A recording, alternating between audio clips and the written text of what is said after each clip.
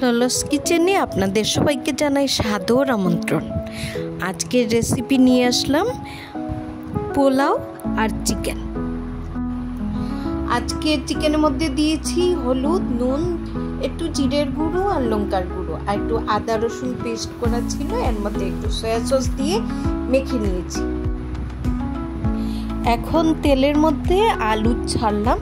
আলুটার মধ্যে আমি জাস্ট একটু নুন আর হলুদ দিয়ে ভেজে নেব।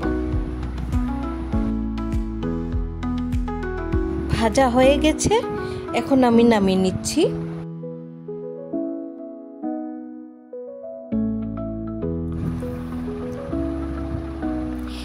এখন এই তেলের মধ্যে আমি গরম মশলা দিয়ে দিলাম। এখন আমি পেঁয়াজ ছাড়বো। পেঁয়াজ ছাড়া হয়ে গেলে এটাতে একটু নুন আর হলুদ দিয়ে দেব। এখন আমি পেঁয়াজটা ভেজে নেব।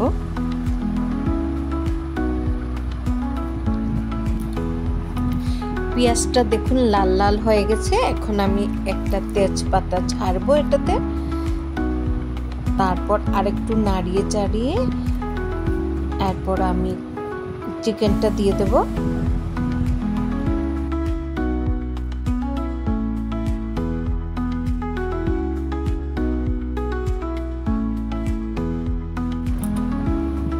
চিকেনটা দিচ্ছি।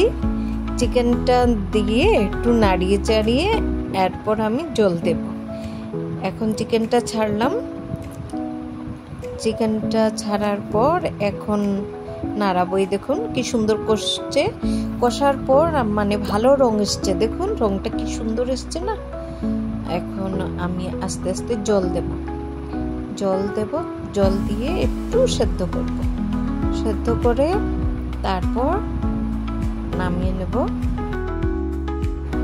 আমাদের চিকেন রেডি। এখন পোলাওয়ের পালা। চালটা আমি আগে ধুয়ে রেখেছি। এখন হলুদ, নুন আর একটু ঘি দিয়ে মেখে নেব। এখন কড়াইয়ে ঘি দিলাম। ঘিয়ের মধ্যে একটু গরম মশলা দিলাম, দিয়ে একটু নাড়িয়ে চাড়িয়ে এর মধ্যে আমি চালটা দেব। চালটা আমি একটু ফ্রাই করে নেব ভালো করে। নুন হলুদ তো আগেই মেশানো ছিল। এখন এটাকে ভালো করে ফ্রাই করে নিচ্ছি। একটু ফ্রাই হয়ে গেছে। এখন চিনি দেব পরিমাণ মতো। চিনি দেবার পর চিনি মিক্সড করে নেব। ভালো করে মিক্সড হয়ে গেলে এটাতে জল ঢালবো।